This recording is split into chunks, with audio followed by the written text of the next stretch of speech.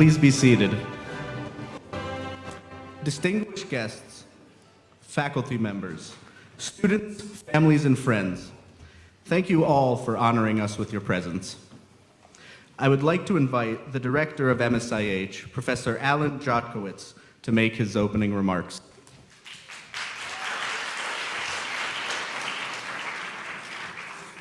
Hello, everyone. Professor Shamowitz, President of Ben-Gurion University, Professor Chaim Hames, the Rector, Professor Angel Progador, Dean of the Faculty of Health Sciences, and our honored guests from the Patton Academy of Health Sciences, Professor Gian Kayetza and Dr. Nadabina Thaba. Family, friends, and most importantly, our graduates.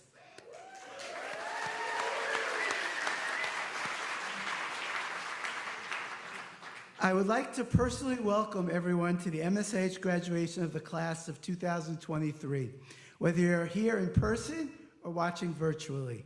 Today is a day of celebration, not only for the graduates, but also for their parents, families, friends, and maybe even pets. Medical school is never easy, especially if one travels to a foreign country, and everyone needs support and love to fulfill one's dreams, which you have given wholeheartedly to our graduates. And for this, I would like to thank you. But we are also acutely aware tonight of those who are not able to be with us. I would like to spend a few minutes focusing on the immediate past and not too distant future as it relates to our beloved profession of medicine. And I really do love medicine, as I hope you all do too. It is really miraculous that we are sitting here together celebrating the graduation of the class of 2023. Just a few years ago, we marked the occasion with a Zoom ceremony or sitting apart, socially distancing, wearing masks. Yet it is crucially important that we as physicians and future doctors learn from this horrible pandemic. What then are some of the lessons that we have learned? I think it begins with the recognition that many times you will deal with uncertainty and not sure what is the best treatment for your patient. In the beginning of the pandemic, many experienced and senior physicians and epidemiologists did not understand or know the best treatment and prevention strategy, and honest mistakes were made. And with this should come a sense of humility and humbleness in your practice of medicine. Professor Glick tells the story that when our medical was started, the founders thought there was no need to have a department of infectious disease because with the availability of antibiotics, the field become obsolete. Viruses and bacteria had other plans. But eventually, stunning progress was made. And this has a lot to do with the centuries-old pact medicine has made with science. The remarkable advances medicine has made in the last 100 years, which has directly impacted the life of all citizens of the world, is mainly due to advances in the science and a commitment to the scientific method. But as we have learned, that's not enough. A physician also has to be a teacher to his or her patients and community to explain how these remarkable scientific achievements can directly benefit them and their families. But before the trump of science, doctors taking care of COVID patients were faced with overwhelming loss, adversity, loneliness, and sadness. This necessitated the need for sacrifice, both emotionally and physically, and very few doctors shirked this responsibility, which lies at the core of the practice of medicine. And finally, the pandemic taught us a lesson MSH has been teaching for decades, the globalization of medicine. What happens in one small corner of the world can directly impact the largest, most technologically advanced citizens, and to bring them to their knees, as we saw in Italy and New York City during the early days of the pandemic. But the future is rapidly approaching. With the advent of AI, no, this speech was not written by ChatGPT, but there are already naysayers who are predicting the demise of medicine, with the replacement of doctors starting with radiologists and pathologies, which directly relates to our own Dr. Tarragon and Dr. Bensi. These naysayers have a long history because similar things were said when the stethoscope was invented 200 years ago, or as the great Harvard physician Francis Peabody wrote almost 100 years ago, and I quote, The most common criticism made at present by older practitioners is that young graduates have been taught a great deal about the mechanisms of disease, but very little about the practice of medicine. Or to put it more bluntly, they are too scientific and do not know how to take care of patients, end quote. I sincerely believe that AI cannot replace the trust, empathy, caring, and intuition which lies at the heart of the practice of medicine. But we do need to learn how to harness this remarkable technology for the benefit of our patients. And perhaps its most powerful use is in the prevention of disease as it relates to both individual patients and local and global populations. MSIH is also at a junction, building on our remarkable tradition of producing physicians dedicated to caring for underserved populations, wherever in the world there might be.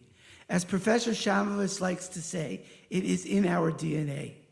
But also looking forward to a new beginning, focusing on disease prevention, healthy aging, and wellness, both physically and emotionally, for all the world's citizens.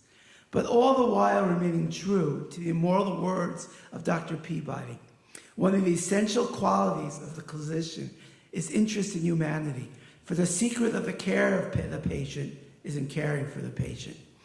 Good luck, my future colleagues, and I expect great things from the class of 2023. And now I would like to take this opportunity to introduce the president of Ben-Gurion University and a great friend of MSIH, Professor Danny Shamovitz, to say a few words.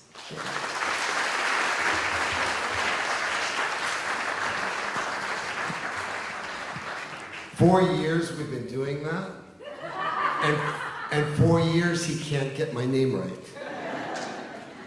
And it's his native language.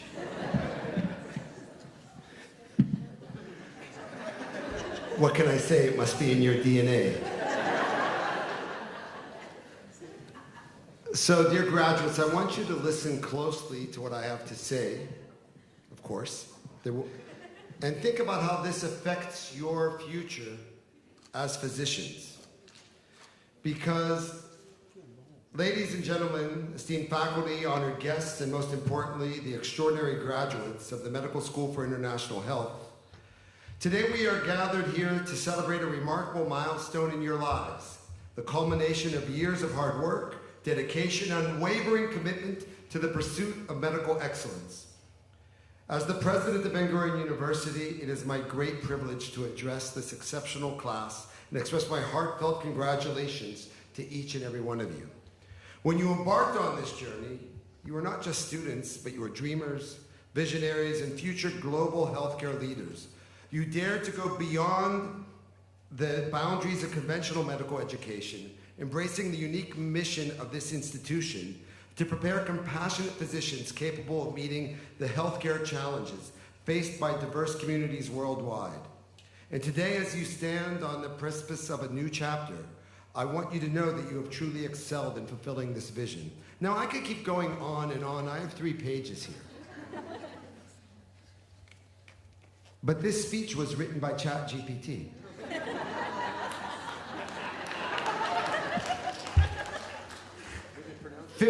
20 minutes ago, I realized I had forgotten to prepare a speech. And so I went to ChatGPT and I gave it one command. Please, because I always am polite to ChatGPT, write a speech for the president of Ben-Gurion University to address to the graduating class of the Medical School for International Health. What does this mean for you as physicians? Is this a threat? Or is this actually an incredible tool that can make your life as physicians easier? Will the patients and students and the healthcare professionals of the future no longer have to deal with your chicken scratch that physicians write in their reports, that when you are releasing someone from the emergency room or from care, and you can have them, ChatGPT, write the report for you, not so that you're not a physician, but so that you have more time to take care of the person rather than putting in 20 minutes and composing a novel letter. I think this is our challenge and opportunity going forward, because what are you as physicians? Professor Jockwitz talked about the role of technology, changing physicians. My father could diagnose. He still believed that the most important tool any physician had was his palm and his middle finger. I don't know if you're even taught to do that.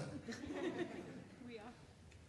But as we look forward to the future of the MSIH, where we are seeing less and less diseases, but more and more problems of aging, what is your role in keeping your, I don't want to say patients, let's say your clients, the people you take care of, healthy going forward? I had lunch with a physician from Albert Einstein Medical Center, Israeli, who is now there, on Thursday, and he said that any family physician, any primary care physician who meets with a client, a patient, the first thing he should ask is, show me your cell phone. Any idea why? He said, I want to see how many steps each of the people I'm working with have done today, yesterday, the past weeks. I want to see their blood pressure and their pulse rate, because that should be taken. And it's being data intensive, which will help us take care of people better in the long run. These are your challenges. How do we keep everyone around us healthy, so that, not that we are anti-aging, but that we are pro-health, that we live healthier longer? As someone who just turned 60, I can tell you it's something I would pay a lot of money for. So going forward, I'm so proud of you that you chose Ben-Gurion University, this idea of international health, the idea that you are care about the people who you are taking care of. And we look forward to hearing wonderful things that you have done in the future. And to your relatives sitting here, congratulations. Thank you very much.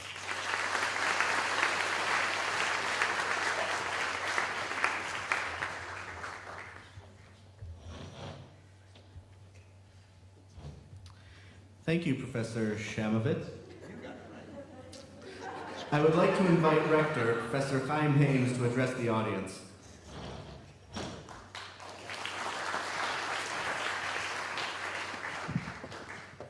Okay, you took a page out of my book, but today, ChatGPT didn't write my speech.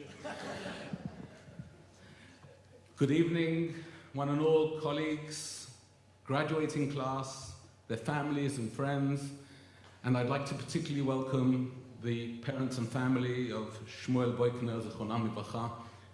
We're glad that you're here, Zichrono Livracha, sorry, we're glad that you're here with us. Getting a diagnosis right is probably one of the most satisfying things. You help the patient by giving a name to his or her ailment. You also help them come to terms with their problem, and hopefully you are able to give advice about treatment and how to best deal with the condition. In countries with advanced medical facilities and well-trained doctors and auxiliary staff, we almost take this for granted. However, in many countries in the world, particularly but not solely in the global south, this is often not the case. There is tremendous inequality, both in access to medical treatment and the quality of care provided. Last week, as part of our Board of Governors, we heard from two of our honorary doctorate recipients, Dr. Segenat Kelemu and Dr. Chelsea Clinton, about their work to improve nutrition and access to medical treatment and fighting against social stigmas regarding HIV and other diseases, which itself can be a death sentence, particularly for women. In traditional religious societies, there is often a tendency to combine Western medicine with other practices, such as prayer, going to ask a rabbi for advice or an amulet, or visiting the graves of significant individuals which are known to have healing powers. It is perhaps not surprising that most stories about miracles have something to do with healing ailments or diseases. What is fascinating is that for centuries, the rabbis struggled with the dilemma of how to insert doctors and their trade into the biblical text. Many of the rabbis were themselves medically trained, tell that to the ultra-Orthodox today, and found it strange that the biblical text only allows for divine healing, not human intervention. This made for some really creative interpretation. So, for instance, we find the 14th century commentator, Rabbeinu Bachai, using the last phrase of Exodus 21:19, "The one who struck the blow will not be held liable if the other can get up and walk around outside with a staff. However, the guilty party must pay the injured person for any loss of time and see that the victim is completely healed," end of quote, as implying that a doctor is allowed to use his or her skills to heal. This is perhaps the only time in the Pentateuch that an act of healing is mentioned without God being the healer. However, this reading is qualified by the rabbi in that because the verse deals with a physical wound, the trained doctor can only heal external ailments, but internal matters to do with the healing of the soul remain in God's capable hands. I guess that some progress has been made since the 14th century, and we are more attuned to the connection between body and mind in the sense that we know how the health of one impacts very much on the other. As you leave us to go out and heal people, and maybe the world, remember the spirit of Ben-Gurion University. Look your patients in the eye, have empathy, listen to what they have to say. You may actually learn something important about what ails them. In addition, do not forget to look after your own bodies and souls. Make sure that you take care of your own needs and well-being so that you can be better doctors. Find the right work-life balance for your own benefit and for those around you. The world is not in a good state of health. Climate change is a global problem with significant ramifications for food security and population migration. War is raising its ugly head and causing horrific suffering in Europe, Africa, and other places in the world. The world needs healing and great healers, and I hope that your studies here with an emphasis on global health have prepared you well for the tasks and challenges awaiting you. So, be good emissaries of Ben-Gurion University of the Negev wherever you end up. Please stay in touch and come back to visit. In parting, let me conclude with a very moving poem which I came across in the New Yorker.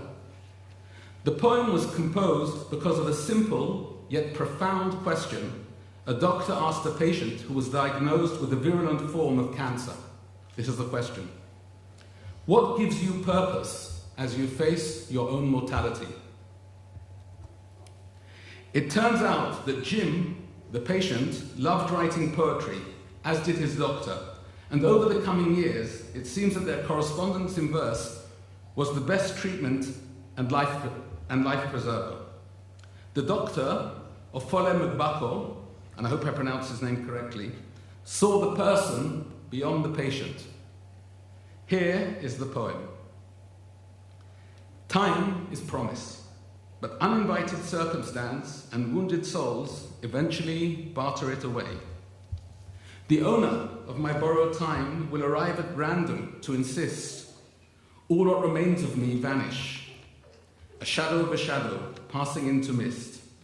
So I and my last day will take a journey together when we both are spent, that leaves the familiar once infused in all the days to stand at the edge of night and wonder in the dying light exactly where we went. Good luck and בהצלחה.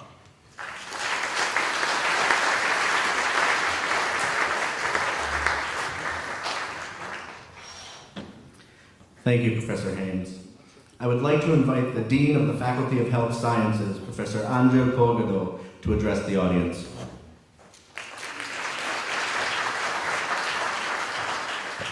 Thank you.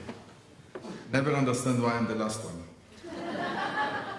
And I have to admit that I did use also some help from a software. It's a veteran software. I call it Chat MC. Anyhow, I learned from mistakes. I'm not going to use names because I might make a mistake. So, Honorable President, Rector, and MSH Director, just to be on the safe side. Our distinguished guest speaker from Nepal, families, and above all you, the class of 2023.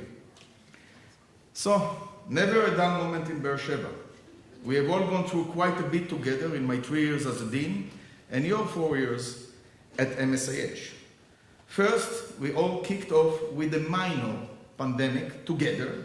More recently, and not for the first time, the latest security events in Israel. And amidst all of these extraordinary circumstances, oh yes, we almost forgot, there is medical school too. So I'm sure when you signed on, you could not imagine being subjected to these somewhat unusual circumstances on your way to getting an MD. However, as the late, great John Lennon put it so well, life is what happens to you while you are busy making other plans. That being said, Mr. Lennon didn't mean that we should not make plans. Rather, we need to do so, but to stay flexible when life throws us a curveball. And flexible you have been, as has been the administration of your school, so ably led by Professor MSIH Director, Miss Liora Navi, please, and their fine team, please. Yes. Thank you. All that being said, in the spirit of John Lennon's words, you have all passed a very rigorous test and have done so with flying colors. Your presence here today all attest to your ongoing and successful efforts. And speaking of global health, spirit of MSIH, this is, of course, the theme of the special boutique medical school and the MSIH idea of preparing future doctors for work around the world in the underserviced area of your own home countries. And this is consistent with what we have long called the spirit of Be'er Sheva, the spirit of our faculty. This spirit encompasses a community and patient-centered approach which our faculty have worked so hard and successfully, hopefully, to engender in you. So today is a momentous occasion filled with excitement and celebration.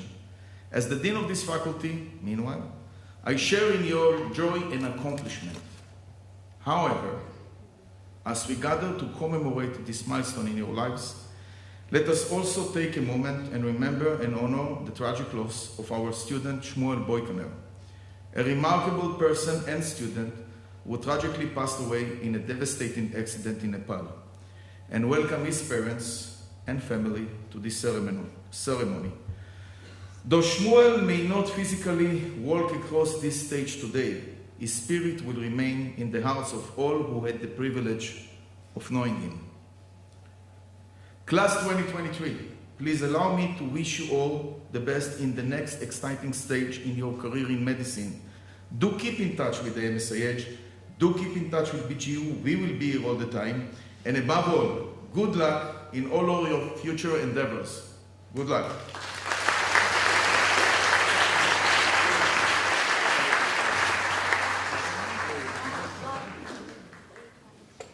Thank you, Professor. I would like to call upon Dr. Noah Liel to introduce our distinguished guest of honor. Hello, everyone, and before I introduce our distinguished guest, I would like to say Mazal Tov to this class, and I wish you all the best. I'm honored and pleased to introduce Professor Gian Castagna. Gian studied medicine in Bangalore, trained in internal medicine and public health in Nepal and the US. He returned to Nepal to become part of the group founding Patan Academy of Health Sciences near Kathmandu. He is the former chief of the internal medicine and the chief of intensive care unit at Patan Hospital. Gian is our long-time friend in Nepal, in charge of our students' international clerkship at Patan Hospital, with branches in rural areas, always there for the students and for us, helpful and willing to find solutions when needed. I've known Professor Kayasta since 2014, when I spent a mini sabbatical at Patan Hospital.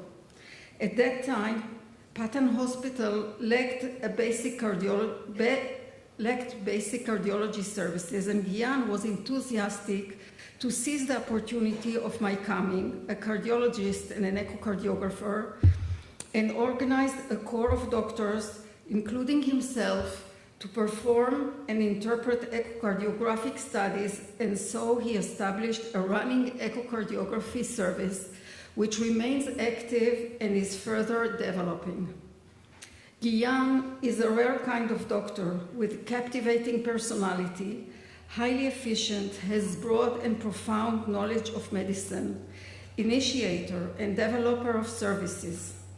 He is always seeking to broaden his knowledge and skills. He is active in local, regional, and national health committees. Apart from his medical activities, Guyan is involved also in social and community activities. He founded and still directs an English language high school and boarding high school in the district of Bhaktapur, his hometown, out in the Kathmandu Valley. And more recently, he also established a polyclinic there. Guyan could have easily built a lucrative career to himself as a private physician. Still, he chose to focus his activities and contribute his talents and abilities to serve people and communities in his home country, to be involved in education and to work in a unique hospital serving needy people that arrive from all over Kathmandu Valley and beyond.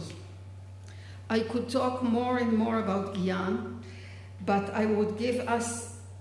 it is better that I would give us an opportunity to be inspired by his talk. I am pleased to invite Professor Guyan Kayasta to the podium.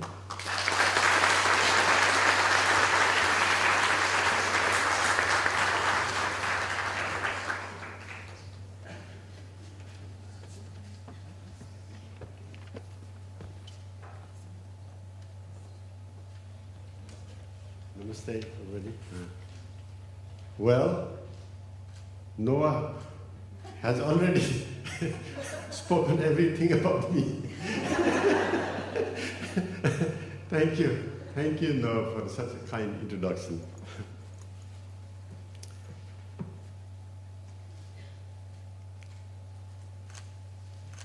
Mr. President, Daniel Samovich, Rector, Professor Hems, Dean, Professor Porgados, and our lovely friend, Director of MSIS, Professor Jotkovic.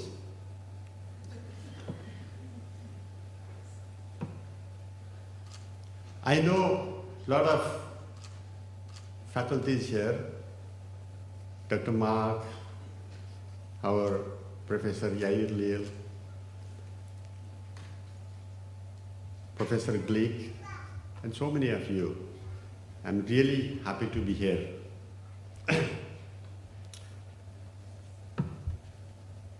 Distinguished delegates, invitees, my friends and colleagues, and today's heroes, the graduating class of 2023. Really nice to see you guys. And I must take the opportunity to remember late Samuel Buckner Simulik, who could have been one of you wearing the graduation hat today. Samuel, God needed you more than we needed you. I would like to offer my sincere condolences to the bereaved family and friends, especially Stasa and Titiana. We'll miss him. Ladies and gentlemen,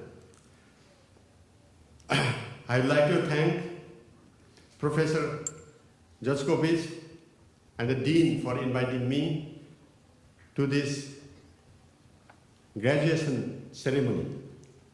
It is indeed a privilege and an honor to me to be part of this holy ceremony. It really is a true honor to be with you all as you embark on this exciting journey of being sober during the day. It takes a village to raise a child.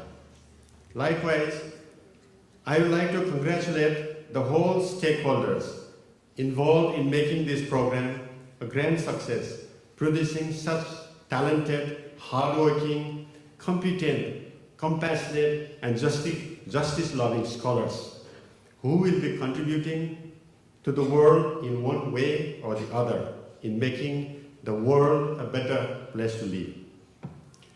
It is the success and big triumph for your parents who sacrificed their cream adulthood trying to give the best for you. It is a big sigh of relief for them because they don't have to worry about your finances anymore. It is the success and a lifeline for your friends and loved ones who celebrated with you when you were accepted by this medical school and came to see you off and hugged you with tears in their eyes when you boarded the plane to come to this medical school. It is the success and a helpline for your community as a whole who were proud to see you going to this medical school. It is the success and proud moment for your professors, teachers, program directors as their passion and dedication have turned into a reality. And it is the success and a happy moment for the administrative staff who always stood by you to make your life easy while you were here. It is the success and a moment of joy even for the janitors, cleaners, and the security guards who always maintain clean and safe environment for you. It is the success and good news for your remote friends and colleagues who you work with during your electives in a different country. It is success and vision come true for MSIS Ben Gurion. And above all, it is your success, it is your dream come true, the class of 2023 graduates. You have put day and night together, worked hard, sometimes without sleep, without food, staying away from your loved ones, often facing homesicknesses, and sacrificed these 4 years to beat the drum today, with good commitments to work for the betterment of the world. Now you might have realized that the good old days, raging hormonal breakdown is not a problem anymore. Congratulations. Congratulations and congratulations. Welcome to the elite world of healers. We are committed to help and take away the pain and suffering. And soon you will be tomorrow's captains of healthcare industry. Sitting in front of me is probably the next Paul Farmer or Jacqueline Noano Oelwa. Today, I'll tell you 3 short stories. It may not make you a billionaire, but at times when you have bad days, it will help you. I did my primary school in my own locality. I was slapped by the headmaster when I was showing my friends 2 dogs barking at each other just outside the classroom. I can still feel the 5-finger marks here. I was only 3 years old then. I stopped going to school for 2 years until a new head sir took over the charge. Physical punishments were rampant in terms of maintaining discipline in the schools system of Nepal. Then, most of my childhood friends quit school because they could not tolerate the physical punishment. I was never beaten though, because after that one incident, I always stood first in classroom. I graduated from a government school where English was taught only 5 hours a week, about 150 hours a year. Most of my batchmates, though they are very talented, dropped out of the college due to problem in English language. Even though I was a topper of my school, I had to struggle a lot during my first 2 semesters of college because the medium of teaching was in English. Sports week was fun though. I took advantage of being a chess champion in the college. It helped me to win a seat in the hostel, as the hostel warden was fond of playing chess. One of my roommates was from English school. I used to help him in mathematics, and he used to help me in English. Somehow, I completed my college with good grades. Though I went to the medical school, deep in my heart, I realized that I need to do something to overcome this English language and physical punishment in the school system. So I started a punishment-free English medium school for the children in my locality. You just dare to close the door for devils. Several doors will open for the angels. Likewise, we had to work hard to maintain punishment-free environment, design robust evaluation system, train teachers to treat students with love and encouragement, appoint social workers to evaluate home environment and guide parents. Teachers had to stay after hours to help students and make them understand their responsibility. All this happened due to the genuine desire to help the children and bring some changes in the community. On the other hand, we had to encourage students to speak English, at least in the school premises.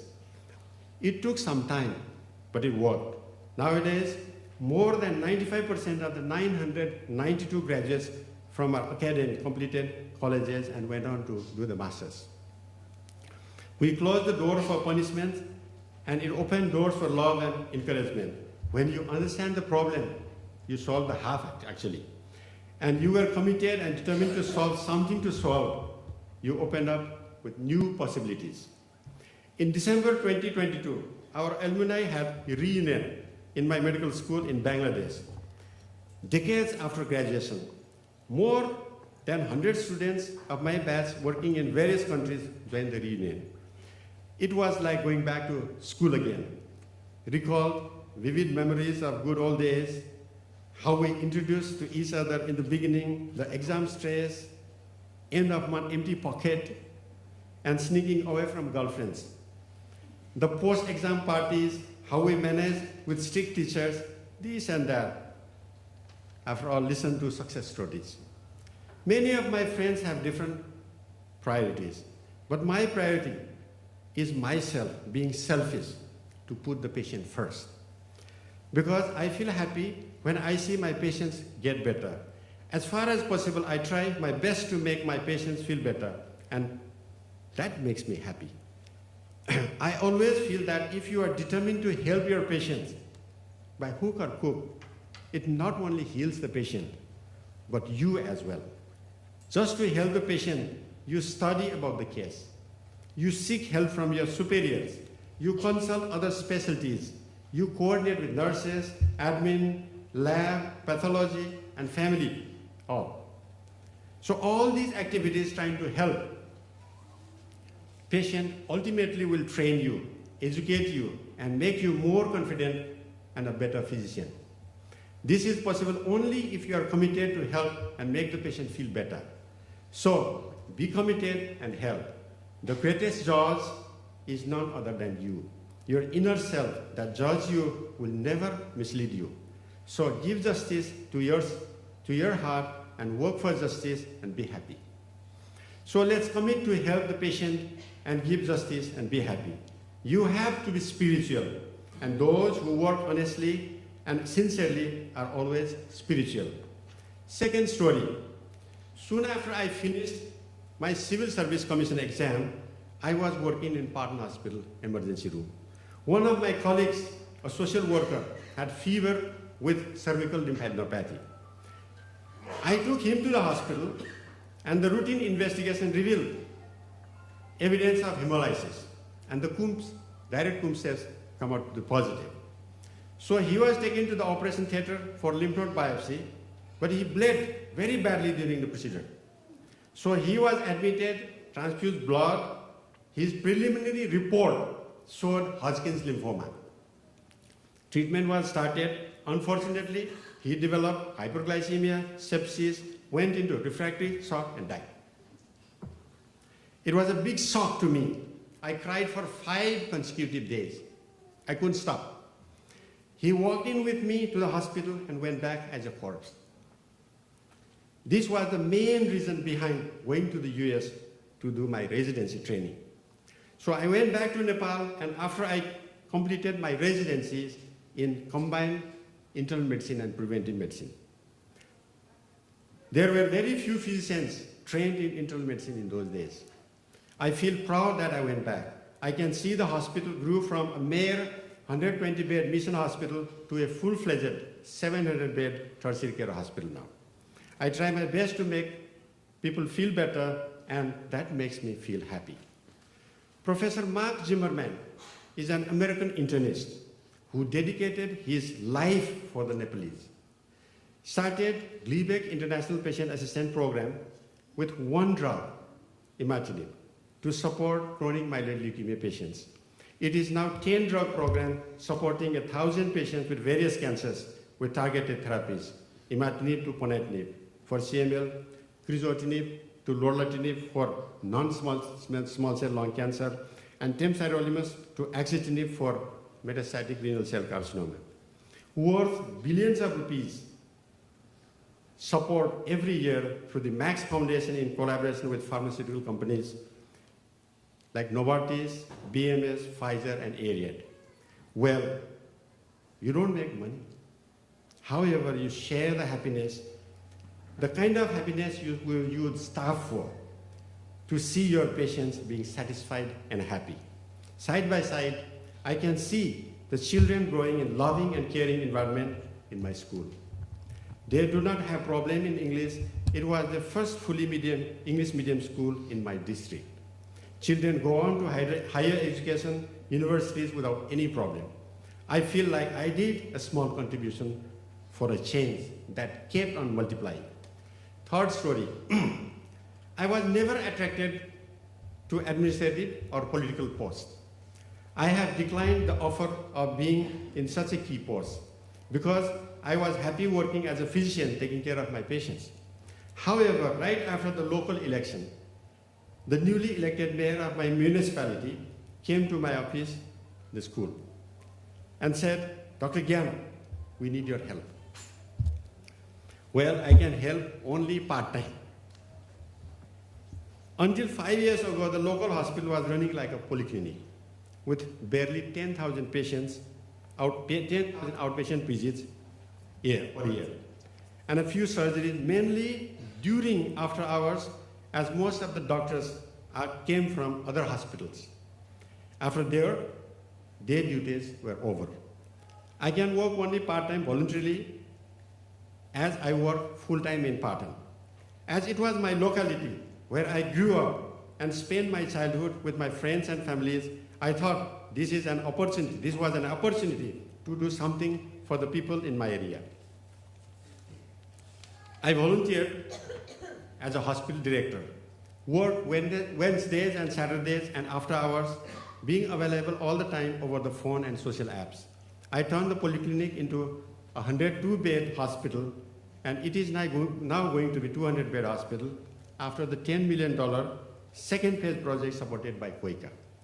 Nowadays, there are more than 200,000 outpatients per year supported by most of the subspecialty services, including ICU and SDO. The overall plan was to make healthcare free for the people in my locality. However, it started as a medical insurance coverage for the families of people above 60 years of age, covering about 40% of the total population. I hope this will continue to grow. Our hospital was the second hospital to start COVID PCR in the whole country. We screened all the people coming from abroad and kept community safe. We established COVID ward, SDU, as well as state-of-the-art ICU with negative pressure ventilation for the patient and positive pressure ventilation for the duty doctors.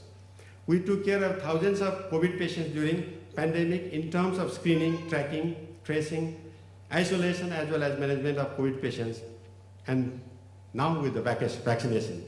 We were one of the referral centers for COVID management. Thanks and gratitude for all the stakeholders showing the great teamwork in bringing days and night together to contain the pandemic. It gave great satisfaction, and I feel happy that I was able to do something, though not to the extent I planned. So, do what you love to do what you think is right, work for justice, and give justice to yourself and the others. Then you won't feel as if your job is a job or a burden, but you feel as if it is a game you always enjoy to play with.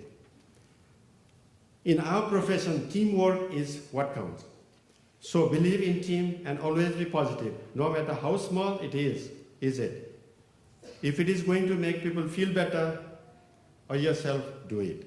The happiness you get in helping others is enormous, no matter how small it is. So do it whenever and wherever it's possible. You have spent more than 20 years in school. You are a small Google with an MD degree now.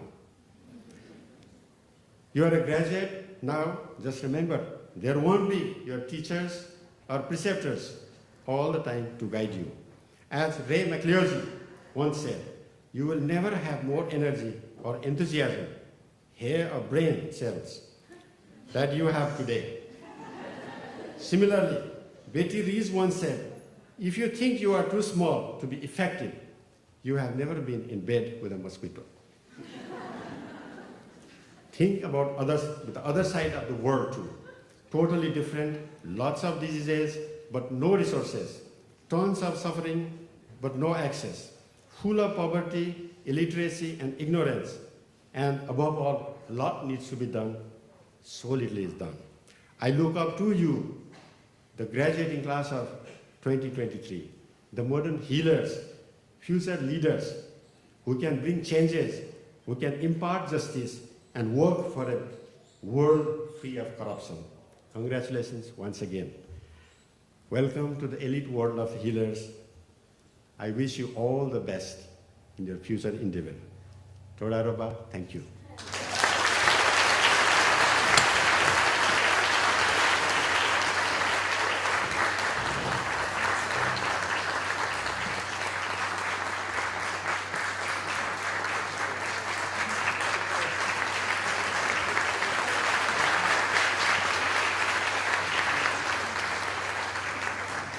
Thank you, Professor Kayatsta.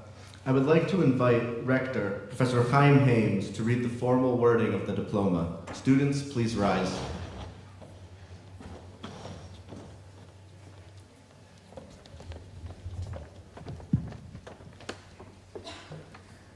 Are you ready? I hereby declare that you have completed your studies and successfully fulfilled all the necessary requirements in accordance with Ben-Gurion University's constitution and bylaws. And, based on your achievements and on the recommendation of the Council of the Faculty of Health Sciences, the Senate of Ben-Gurion University of the Negev confers upon you this day, Monday, May the 22nd, 2023, the degree of Doctor of Medicine. Congratulations.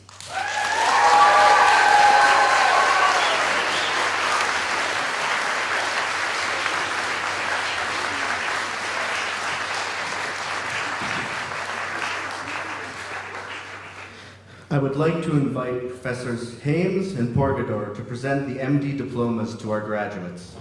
I invite Professor Jobkowitz to read the names of the graduates.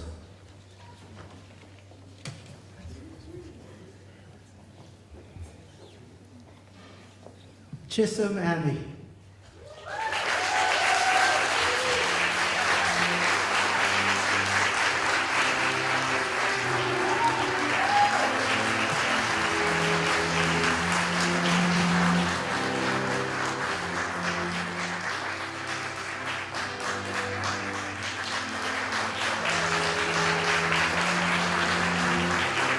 Odaya Baraya.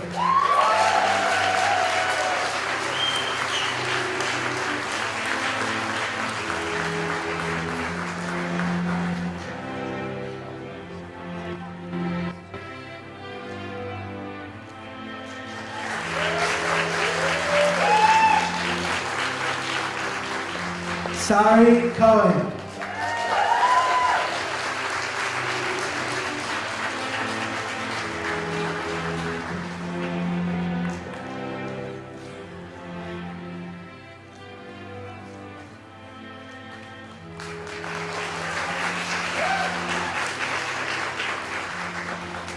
Jonah Cooper.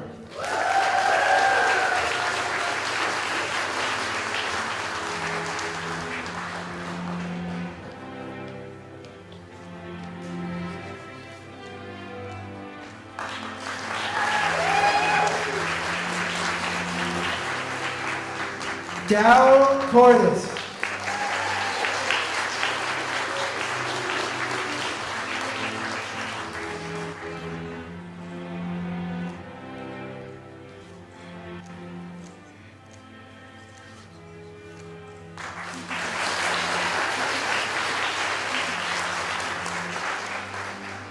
Joshua England.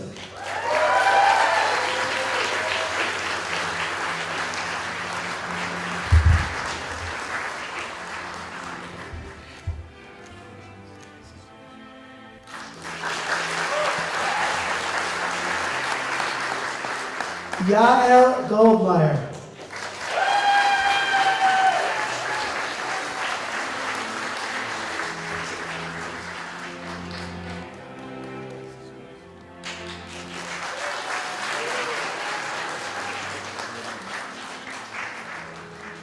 Michael Grunside.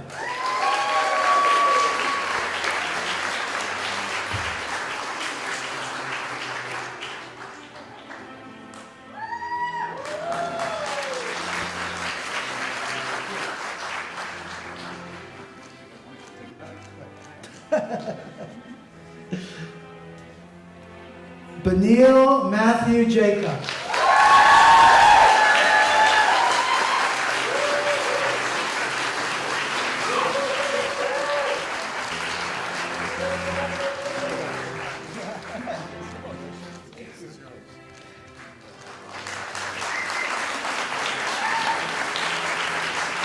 Iris Kamenev.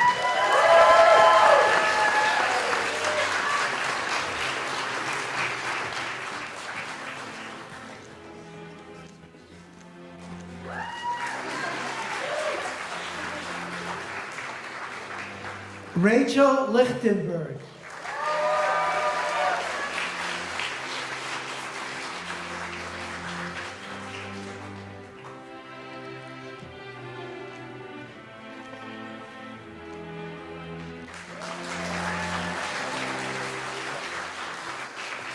Evan Magalif.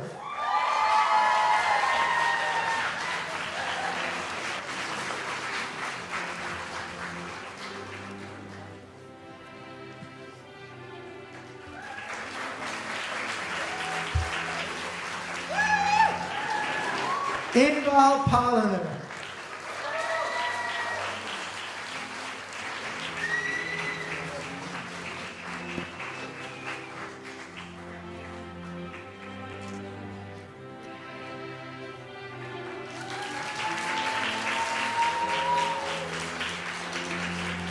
Dana Potashner.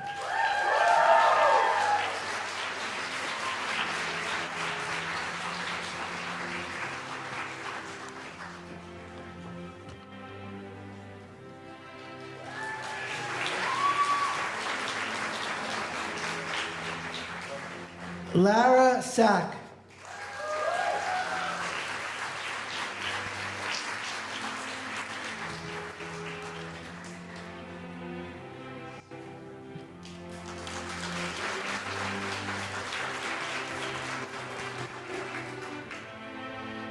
Jesse Wolfson.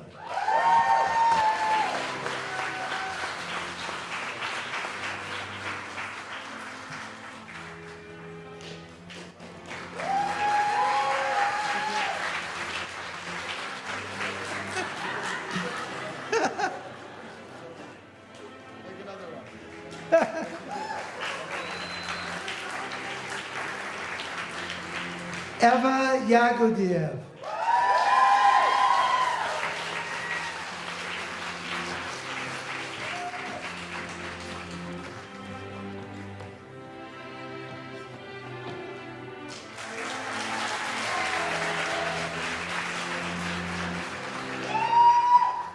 Benjamin Zink.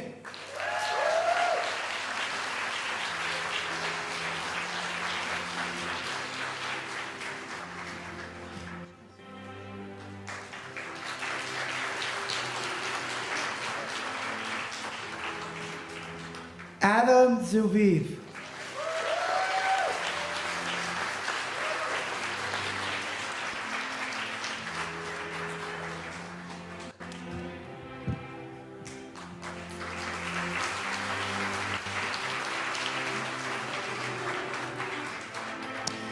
And now I would like to call up the parents of our beloved graduate, Dr. Samuel Boykner, to receive his diploma. Dr. Stav and Tatiana Boykner.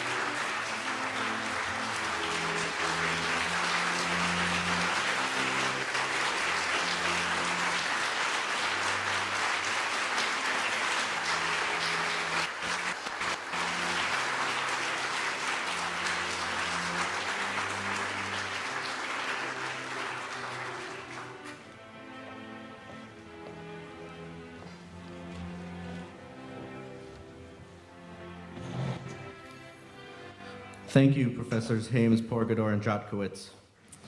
It is my pleasure to call upon Dr. Eva Yugudayev, who was chosen by her classmates to make the students' valedictory address.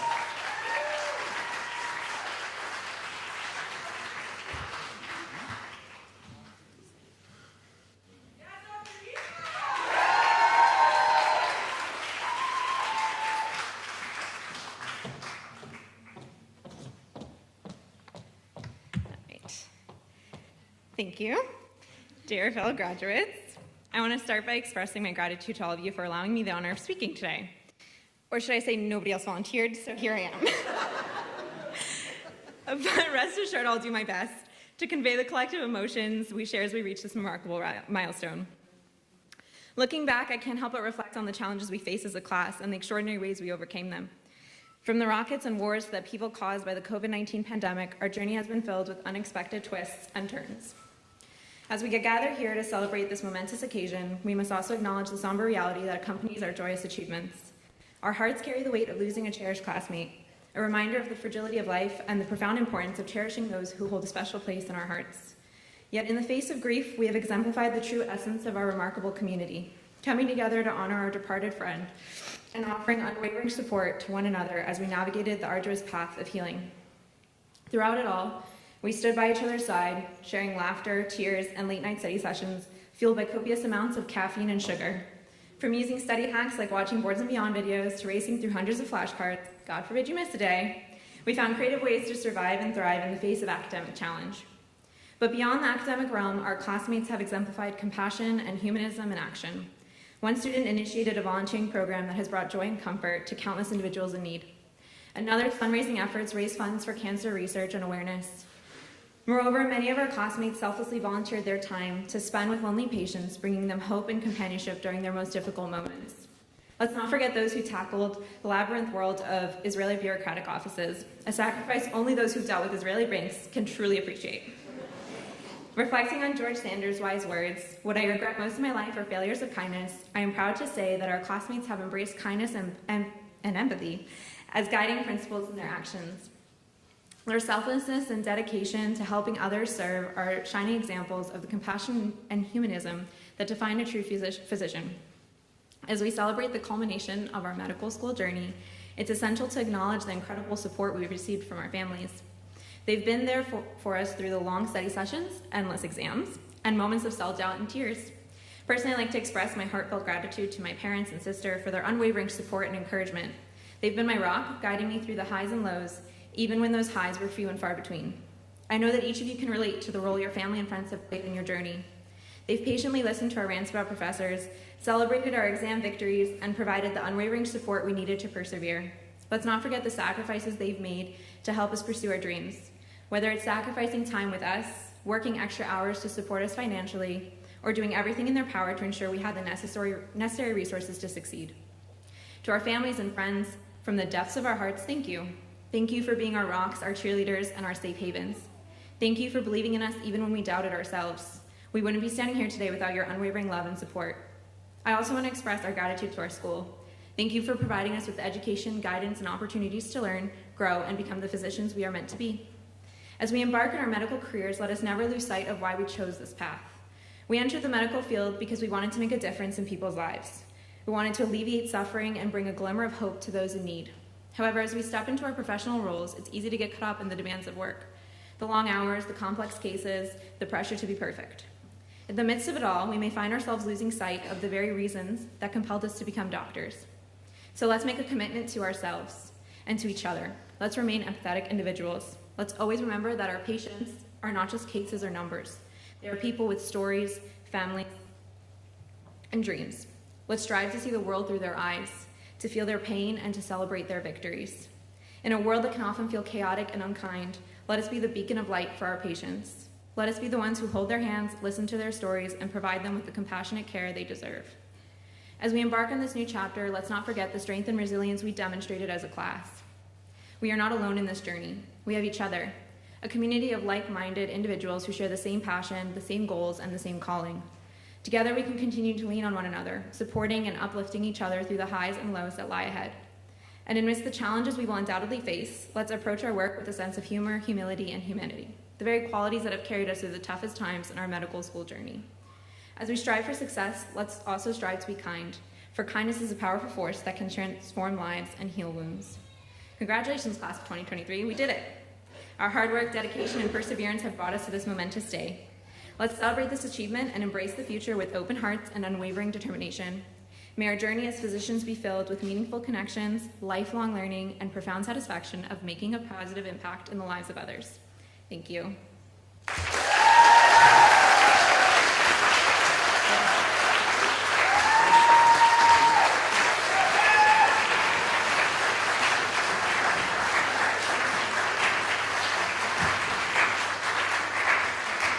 Thank you, Doctor.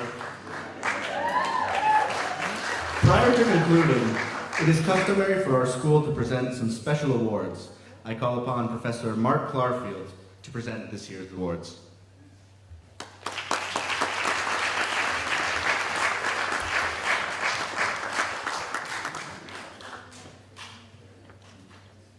Thank you very much.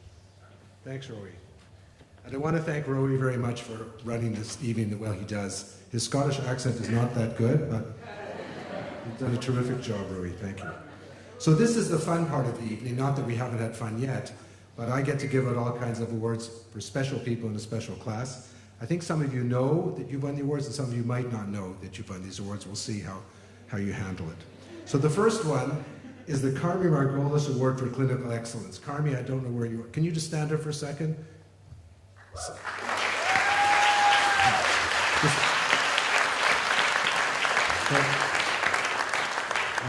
Carmi's not getting the award. The award is in Carmi's name. And Carmi was, together with Dr. Richard Deckelbaum, about whom you'll hear more in a minute, the founding director of this school. So this is a very, very special award. And it really is sort of the gold medal of clinical excellence in recognition of outstanding performance in all aspects of clinical medicine over the academic years, based on performance from third-year clerkships, fourth-year electives, global health rotation, and the global health survey. Dr. Sari Cohen, please come on.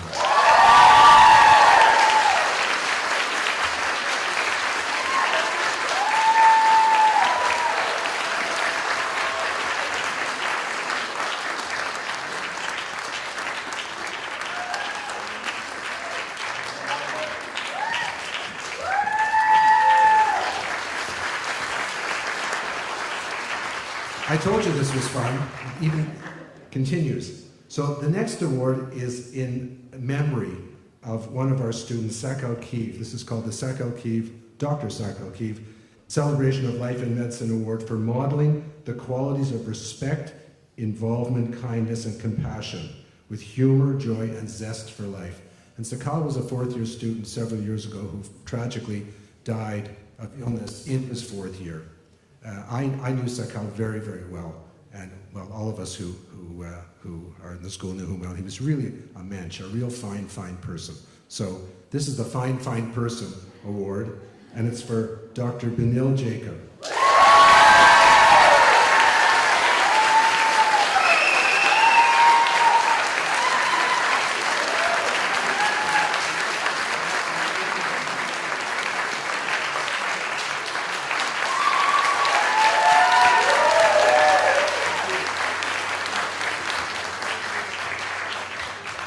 Were we right about that one? We were. We're right about all these awards. Okay. The next cluster of awards is a group of people. This is a group of people who received the Gold Humanism Honor Society Award. This is a society, an American national initiative of the Arnold P. Gold Foundation, which has had a lot to do with our school in the past. Right, Professor Glick? Yeah. And it honors medical students and physicians who demonstrate unusual commitment to service through peer and faculty nomination. That is, it's half the faculty and half your peers who decide who wins this award. Students are selected for demonstrating outstanding clinical abilities and compassion in caregiving. We are delighted to announce the following students have been selected by the Society as class inductees for their work and commitment to humanism within the school, hospital, and community. So I'm going to call you up one by one. Dr. Benil Jacob, you have to come back.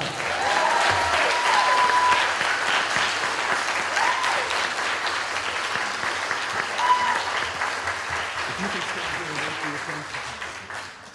Let's see if he can control himself. Okay, Dr. Jonah Cooper.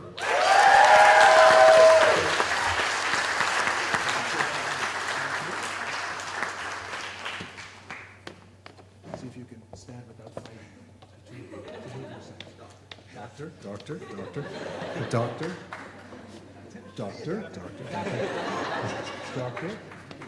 Dr. Odaya Barayev.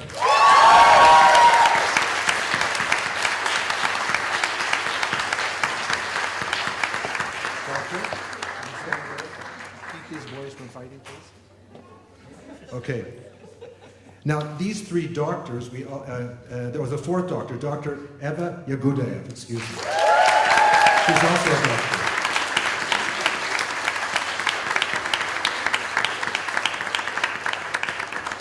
And we've seen her somewhere before, haven't we?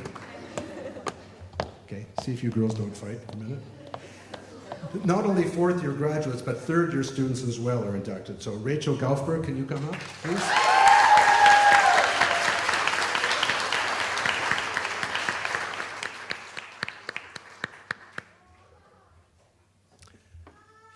And we like Rachel's first name very much, so we gave it to also Rachel Steckbeck.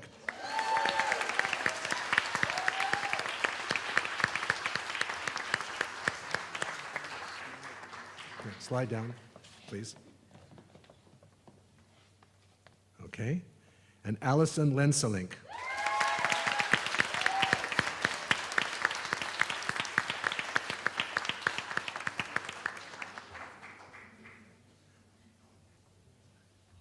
Samuel Francis. You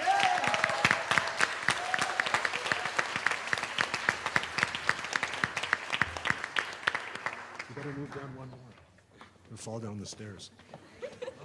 Okay, and last but not least, Raymond Rosenblum. Raymond.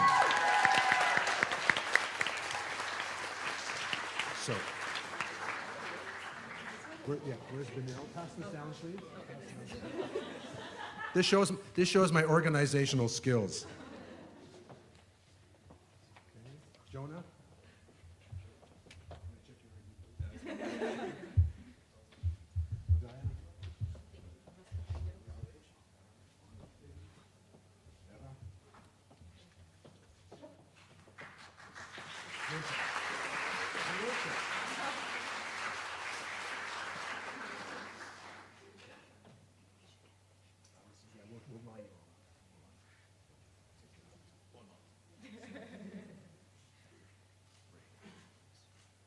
So why don't you guys go down there? Did you get one for each?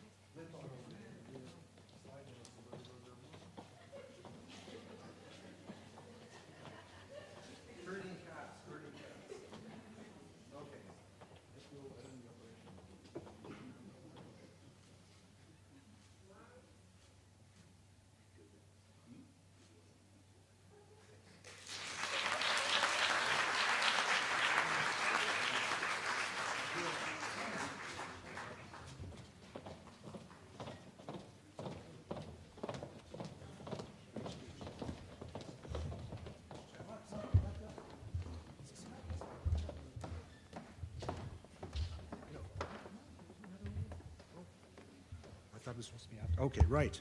Alan's always right. Very good.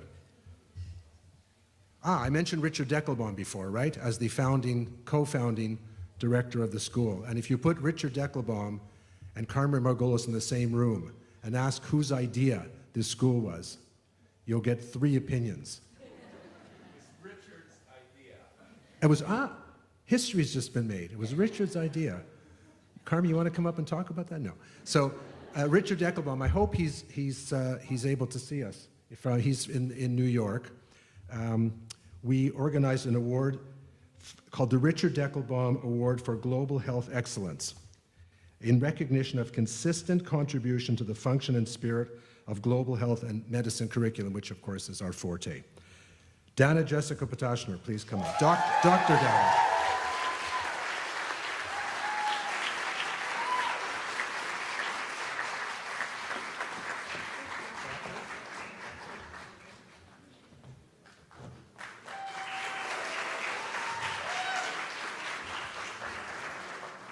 Mark, you could stay here.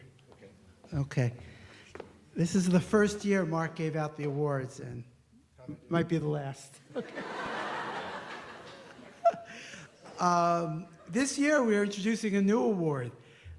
History is being made. The first time we're giving this award in the history of MSH, the A. Clarfield Award for, what should we call it?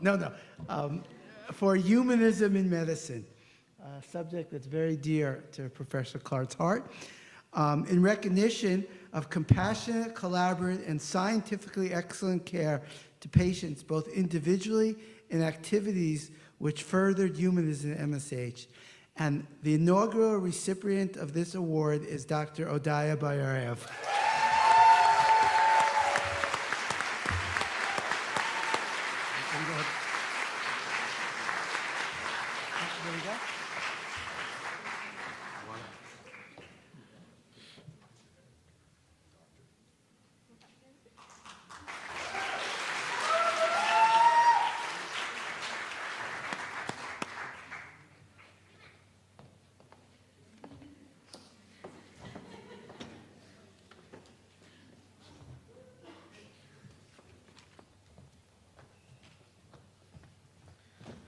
Thank you, Professor Clarfield and Professor Jotkowitz. I'd like to now call upon Professor Ben Tarragan, our Associate Dean for Academic Affairs, to announce this year's outstanding teachers.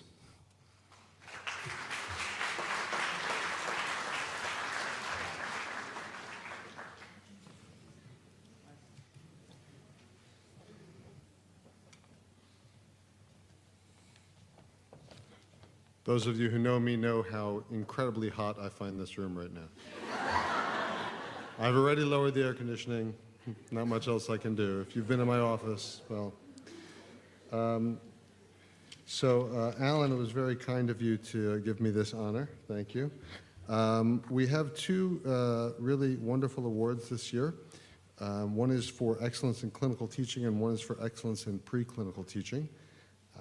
And both of these individuals are really a paragon in their devotion to teaching and to our students, and really above and beyond, and made their selection very easy and basically unanimous. So first, I'd like to award Professor Adi Lebe for award for excellence in clinical teaching.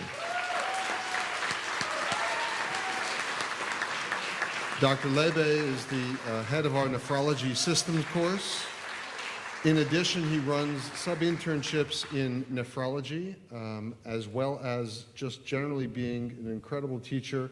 He's one of the few individuals who's really involved at all the different stages, both in preclinical and clinical, so we really could have given him both awards. But we decided that one this year and one in the future. But we're very fortunate to have you here.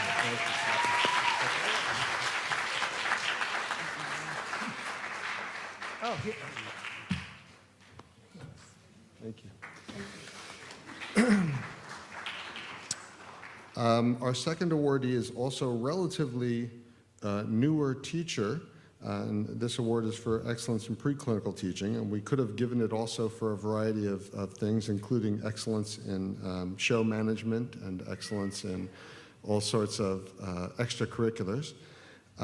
We were fortunate a few years ago when we found we had an opening for a new teacher in the immunology course that someone had just moved to Israel, and even though it's only been 4 years ago, her Hebrew, I think, is now better than mine. I'm just scanning the crowd to find her. Deb, where are you? Okay, please come down, Dr. Deb Liebman.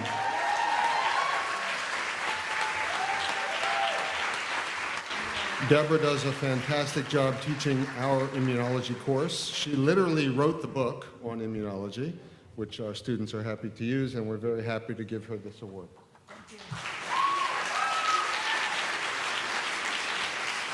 Thank you. Rowie?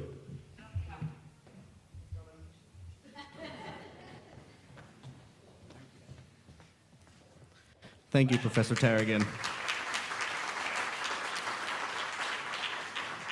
I would like to call upon Dr. Michael Grunside to present Dr. Shmulik Boykener and his family with some fellow students' memories of him and his time here.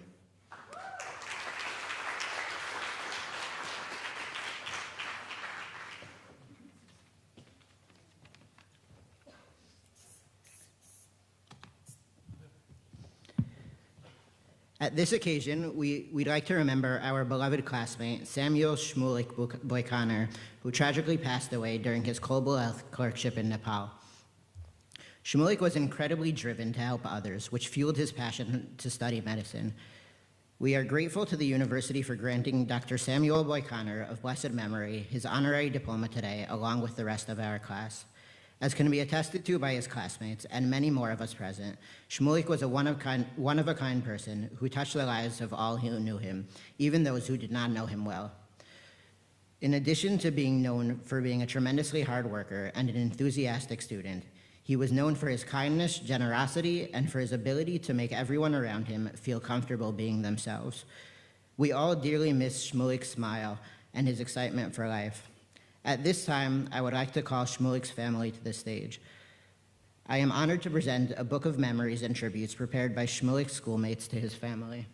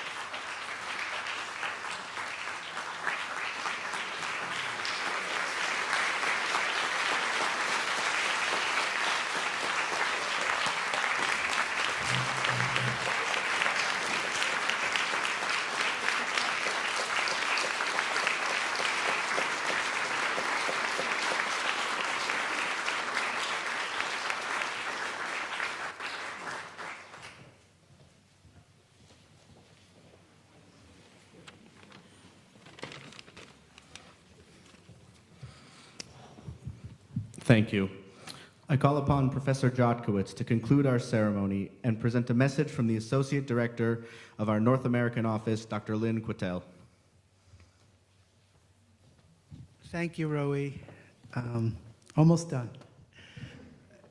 This is a message from Dr. Quidel and the New York office. She'd like to wish congratulations to all our graduates and their families. One of my greatest pleasures is having the opportunity to see each of you develop into a physician from the time we first met you as applicants. Please keep in touch. Wishing you many exciting and rewarding adventures on this chapter in your lives. Thank you, Lynn. I would like to give a very special thank you to the MSH staff in Beersheba for all their hard work during this year in planning this graduation and organizing the event, particularly to Miri, Anat, who came out of retirement to help, and Leora, who oversees everything that goes in this office for the hard work they put putting together this beautiful seminary.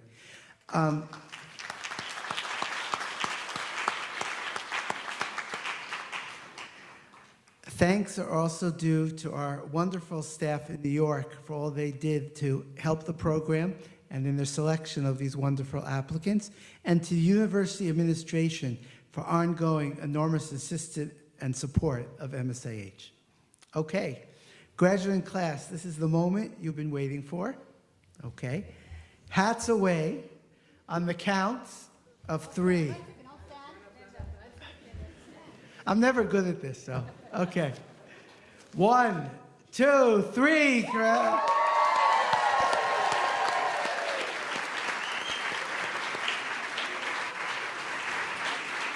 I can do it. I'll do it.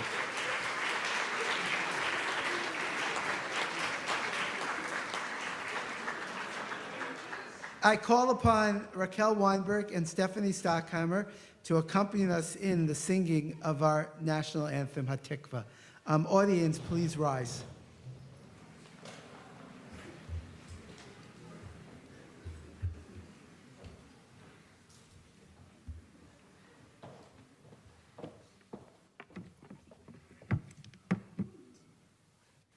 Kolod balevav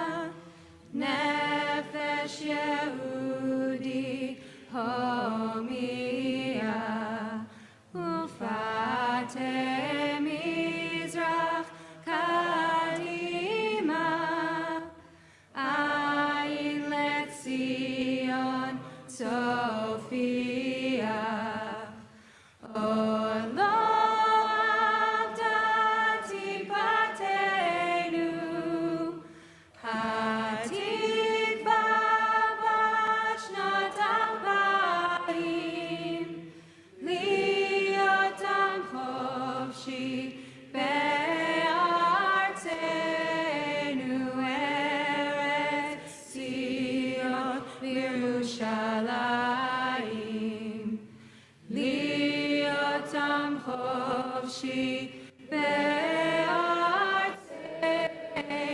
ארץ ציון וירושלים.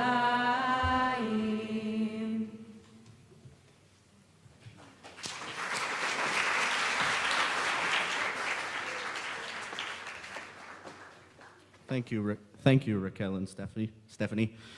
The audience is requested to remain in place until the academic procession has left the auditorium.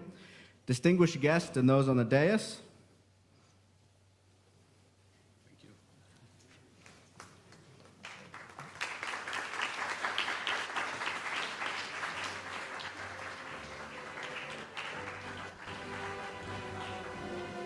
Graduates, you may now leave the auditorium. Thank you all for coming, and warm wishes to the class for continued success.